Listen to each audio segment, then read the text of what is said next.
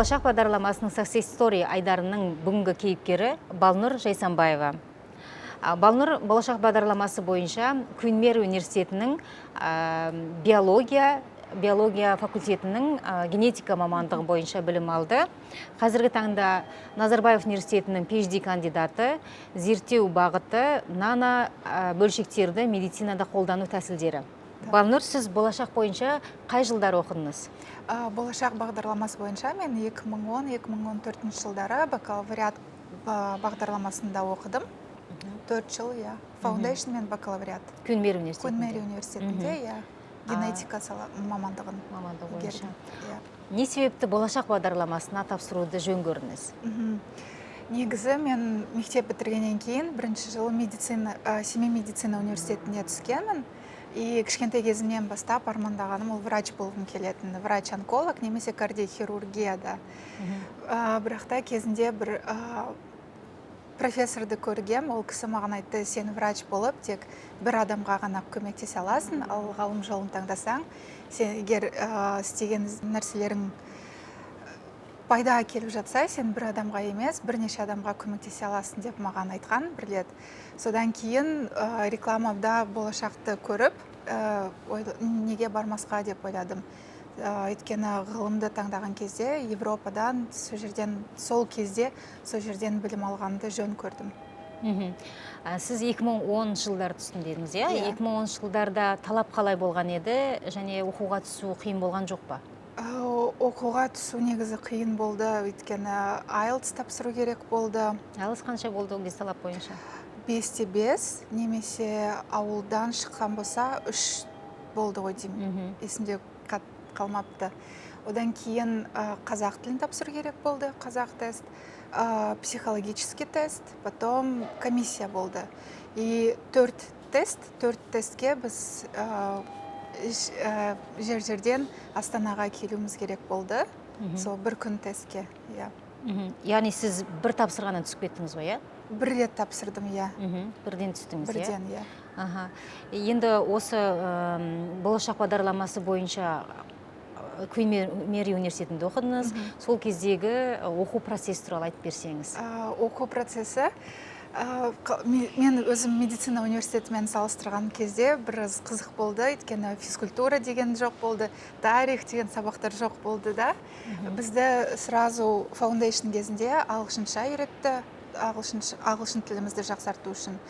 Содан кейін биологияны, химияны, физиканы ағылшынша оқыдық. Сол біраз қиын болды, өйткені мектепті мен орыс тілінде оқыдым.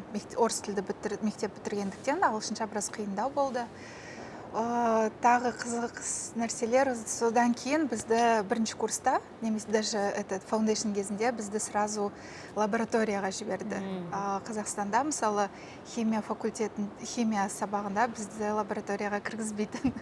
Сондай жағдайлар біраз қызық болды. Яғни университеттің жаңадан түскен Foundation, яғни жаңа келген студенттерді бірден осы медицина саласында лабораторияға сондай нәрселерге кіргізіп химия бойынша практикаларды, мысалы, лекция оқимыз. Сол лекция бойынша практикалық жұмысты лабораторияда жасаймыз. Сонда, получается, теория, практика подтверждается. Теория подтверждается практикой было. Тағы да оқу барысында қандай есіңізде қалған кезеңдер бар? Ерекше осы оқу білім беру жағында, университеттердің системасы жағынан? Система жағында, мысалы, профессор мен оқушы арасындағы қарым-қатынас. Бізде Совет одағынан қалған кезден бері, мысалы, профессорлармен емін-еркін сөйлесе алмаймыз кейбір кездерде. Ал ар жақта біз профессорлар бізді кафелерге, ресторандарға шақыртып, өз оқушыларын, өз советтерін беріп отырды. Енді сіз генетика, биомедицина жағына келдіңіз, оны қалай таңдадыңыз, қиын болған жоқ па? Өйткені әркімнің бара беретін мамандық емес. Сондықтан бұл мамандыққа қалай келдіңіз, қалай таңдадыңыз, қиыншылықтар мен жақсы жақтар қандай болды? Бакалавриатта генетика таңдаған себебім 2010 жылдары Human Genome Project деген үлкен бағдарлама ашылды. Ол бағдарлама дүниежүзілік бағдарлама болдым. Сол бағдарламаның мақсаты 1000 адамның генін секвенировать ету, то есть геномын толықтай білу. Және де сол кездегі бас идея ол сол геном арқылы, кісінің геном арқылы біз қалай әртүрлі ауруларды емдей аламыз, және де мысалы потенциально предрасположенность болса бір ауруға, сол туралы информацияны қалай білуімізге болатыны туралы мақсат болды. Одан кейін, мысалы, мен генетиканы оқып жатқан кезде бір нәрсе түсінгенім, ол генетикада геном арқылы біз көп нәрсе біле алмаймыз, ол тек қана біздің ағзамыздың бір-ақ қана бөлігі. Одан басқа тағы да басқа протеомика деген нәрселер бар, физиология, сондай нәрселер толы да. Одан кейін осы Қазақстанға келіп, мен жұмысқа Назарбаев университетіне тұрдым. Осы жерде біз онкологияны зерттей бастадық. Әртүрлі препараттармен қалай біз онкологияны емдеуге болатынын іздестік.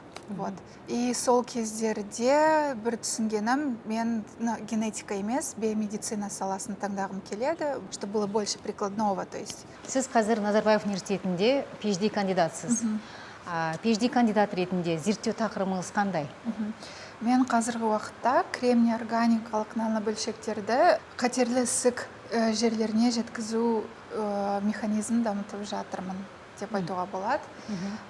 Жұмысымның негізгі мақсаты ол кремний органикалық нанобөлшектерді синтездеу, олардың токсикологиясын зерттеу, және де нанобөлшектерді қатерлі ісікке жеткізу жұмыстармен айналысып жатырмын. Сол ең бастапқы идея ол нанобөлшектердің токсикологиясын зерттеу, және де оны әртүрлі функцияландау. Сол нанобөлшек тек қана онкология, раковый клетка жасушаға барады, ал біздің неповрежденный клетки жасушаларда оларға тиіспейтіндей.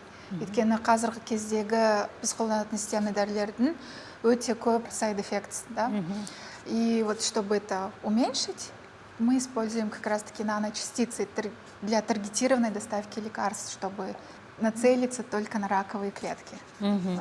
Және сіз side effects дедіңіз, кері әсерлері бар дедіңіз. Қандай кері әсерлер байқадыңыз? Онкологиялық адамдардың ең басты кері әсерлері ол слабость, да, шаштары түседі, мысалы, немесе диарея болады, немесе ішкі құрылыстарының проблемалар болады, гастрит, язва деген сияқты. Оның бәрі қалай болады, мысалы, қазіргі қолданып жатқан дәрілер ол бөлініп жатқан жасушаларға негізделінген. Ал бөлініп жатқан клеткалар, олар бізде шаштарымызда болады, ішкі құрылысымыздағы органдарымызда болады, мысалы, және де слабость, соның бәрі ең маңызды кері әсерлері. Жалпы түсінген бойынша, яғни сіздер зерттеу бағыттарыңыз сол нанотехнологиялардың тек қана раковый клеткаларға ғана әсер етуі, жалпы организмге емес. Жалпы организмге емес, мақсат сол. Мақсатты жеткізу деп атқандарыңыз сол ғой, Енді осындай үлкен бір ауқымды саланы зерттеу деген сіз сияқты осындай жас қыздың жүргізуіне оңай емес деп ойлаймын. Жалпы енді осы салаға келгеніңізді, осы саланы зерттеп жүргеніңізді қалай өзіңіз бағалайсыз? Осы салада жүргеніңізді, жаңағы бір жетістіктеріңізді бөлісіп, өзіңіздің көңіліңізден шығады ма деген ғой. Бір қуантатын нәрсе, ол өз зерттеуімді Қазақстанда істей аламын, және менің зерттеуім, біз осында істейтін біздің зерттеулеріміз тек қана біздің елде ғана емес, ол дүниежүзілік импакт бар да. Екінші нәрсе, ол студенттермен жұмыс істеу. Мысалы, егер мен Англияда немесе басқа жерде жұмыс істесем, студенттермен қарым-қатынас көп болмас еді. Ал мұнда, мысалы, бакалавриатта оқып жатқан студенттер біздің лабораторияға келіп, мысалы, практикалық жағынан менен білім ала алады, немесе мен олармен бірігіп бір жұмыстар істей аламын. Қуантады осында істеп жатқаным докторантураны. Яғни осындай деңгейге жеткеніңіз, осындай ғылымға көңіл бөліп, ғылым жолына түскеніңіз, негізі болашақ бағдарламасында шетелде оқып, терең білім алғаныңыздың арқасында ғылымға көңіл бөлдіңіз, сөйтіп айтуға болады, Сөйтіп айтуға болады. Балнұр, жас ғалым ретінде кейінгі кезде осы елімізде ғалымдарға, жас ғалымдарға әсіресе бөлім жатқан көңіл туралы, жасалып жатқан жағдай туралы не айта аласыз? Еліміздегі жастардың прогрессі қандай? Соңғы бірнеше жылда, 1-2 жылда өте көп қолдау болып жатыр. Мысалы, 2-3 жыл бұрын білім беру министрлігінен жас ғылым атты гранттар бере бастады. Ол докторантураны жаңа бітірген жас ғалымдар өз проекттеріне финансирование алып, өз проекттерін жасауға мүмкіншілік береді. Одан басқа тағы да болашақ арқылы, мысалы, 500 ғалым бағдарламасы бойынша көптеген ғылымда жүрген менің коллегаларым, мысалы, олар шетелге барып, стажировкадан өтіп, басқа елдерден практикалық немесе теоретикалық білім алып келе алады. Ал енді жас ғалым ретінде өзіңіздің болашақта осы өзіңізді үлкен ғылымда қалай көресіз өзіңізді? Қандай мақсаттарыңыз бар? Енді менің мақсатым ғылымда жүрген әр адамдың мақсаты сияқты профессор болу, өзімнің мектебімді құру, мектеп дегенде өзімнің студенттерімді, өз проекттерімді жөнге асыру, және де істеп жатқан жұмысым пайда әкелсе екен деп армандаймын енді. Сіз енді зерттеуші ғалым ретінде ауыр саланы зерттеп жүр екенсіз, ісік аурулары, раковые заболевания, сол бойынша зерттеп жүр екенсіз. Сол бойынша енді біздің халқымызға сол аурудың алдын алу үшін қандай кеңес бересіз? Мысалы, 5 кеңесім, алдын алу үшін 5 кеңесім деген сияқты. Бірінші 3 кеңесім ол ең простой нәрселер болады.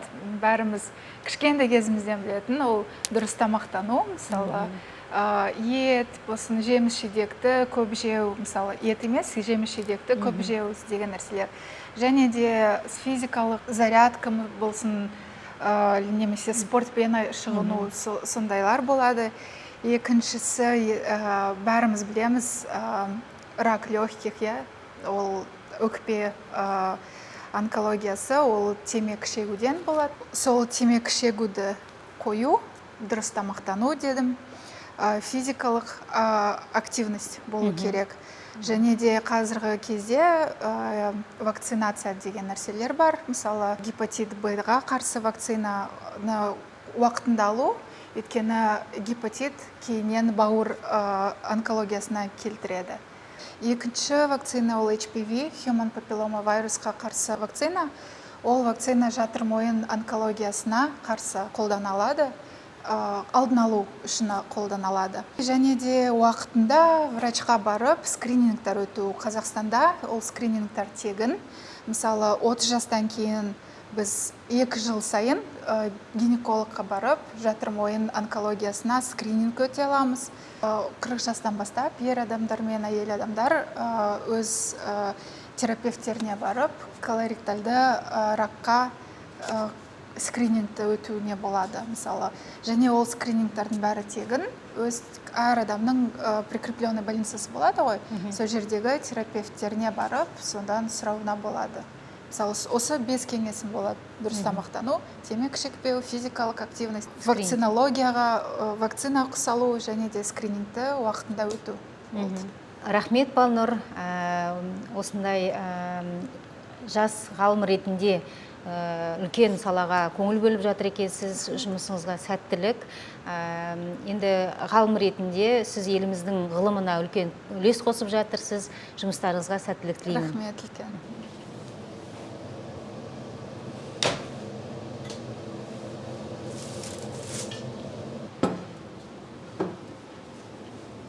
Балнұр, бұл лабораториядағы күнделікті айналысатын жұмыстарыңыз, дәл қазір немен айналысып жатсыз?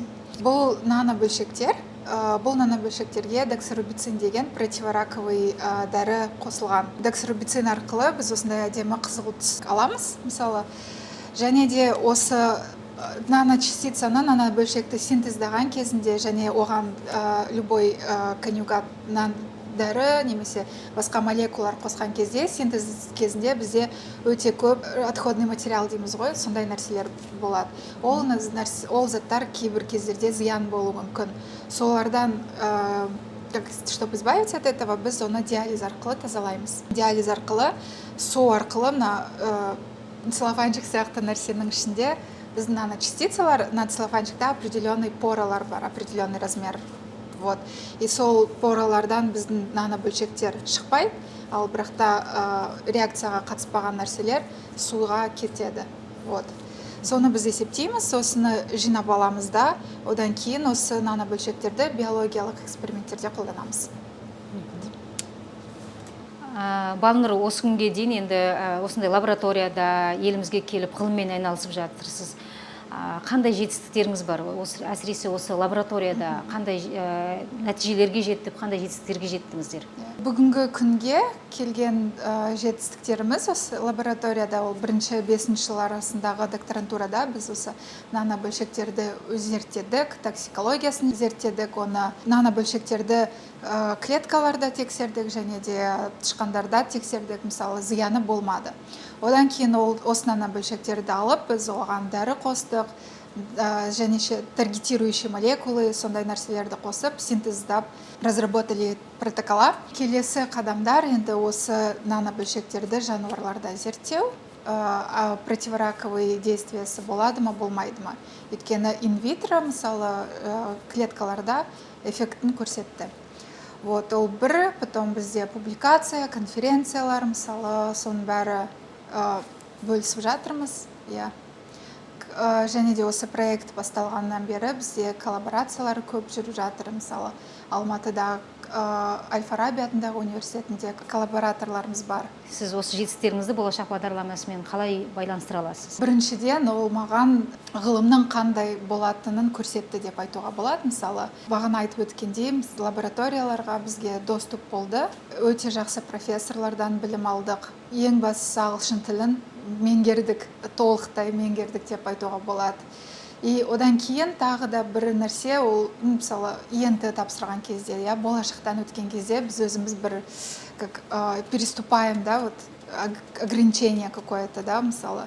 И қазір вот содан өткеннен кейін, мысалы, сондай преградалар дейміз ғой, өтіп шығу, мысалы, өзімізді вот экзаменға апару деген нәрсе, да, үлкен кісілер отырды экзаменда. Вот, сонда қадамдарды солай нету бізге бір смелость берді деп айтуға болады. Және де айтқандай тағы да өте жақсы білім берді университеттерден. Тілді меңгердік. Және де басқа елде жұмыс қалай жүріп жатқанын біз түсіндік. Мысалы, и басқа елдермен Қазақстанды салыстырып, өзіміз таңдау жасай білдік, қалай не істеуімізге болатынын.